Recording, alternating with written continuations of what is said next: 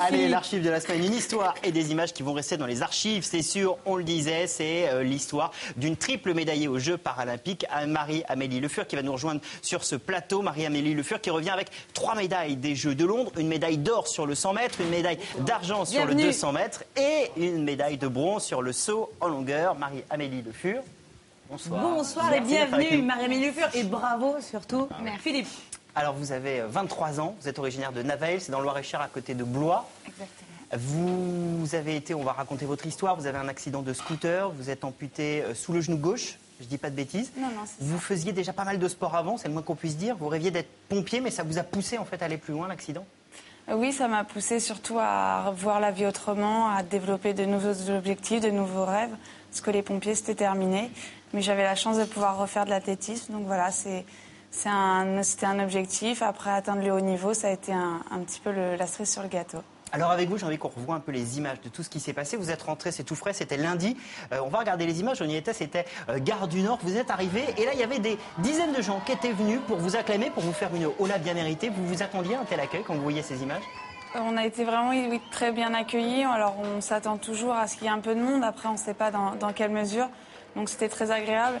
Après, moi, j'ai eu la chance le soir d'avoir un petit comité d'accueil dans ma petite gare, rien qu'à moi. Ça, c'est chouette. Ouais. Donc c'était vraiment chargé d'émotions. C'était vraiment très, très, très beau. Il y avait une autre image durant ce voyage. C'était au tout début, gare Saint-Pancras. Écoutez, regardez. La Marseillaise. Vous avez tous chanté la Marseillaise en partant de Londres. Ils sentaient une vraie fierté d'être française à ce moment-là. Oui, on était très fiers vraiment de représenter la France lors de ces Jeux. Après, la France ne revient pas avec le bilan qui avait été espéré. Mais je pense qu'on s'est tous battus sur les stades et on a essayé d'aller chercher ces médailles. Et on était très fiers de ramener ces petites médailles après en France. Ces petites médailles. Alors, je vous pose la question de la fierté parce qu'on a beaucoup parlé des athlètes des Jeux Olympiques et des Paralympiques en comparaison aux sportifs footballeurs, pour ne pas les nommer, en disant qu'est-ce qu'ils ont été souriants, qu'est-ce qu'ils ont été disponibles, qu'est-ce que c'était agréable de vous regarder. Vous vous sentez très loin des footballeurs? Je pense qu'on fait déjà pas le même sport. Après, nous, ce qui nous fait courir, ce qui nous fait sauter et faire les différents sports, c'est vraiment le plaisir, le bonheur d'être là.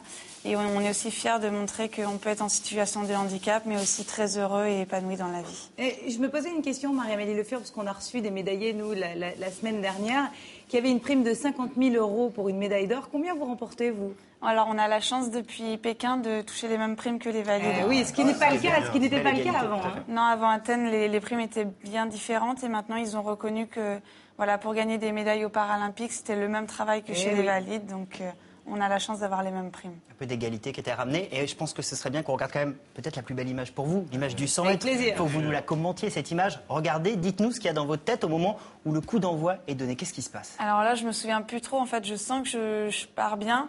Et après, la pression d'aller chercher cette médaille d'or me fait me crisper un petit peu, ce qui permet aux filles de revenir. Et là, je sens que l'américaine remonte, donc je me jette sur la ligne.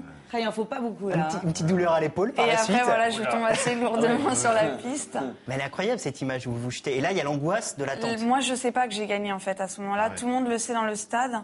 Et moi, je ne sais pas, donc j'attends. Et là, vous le savez. Et là, vous le savez.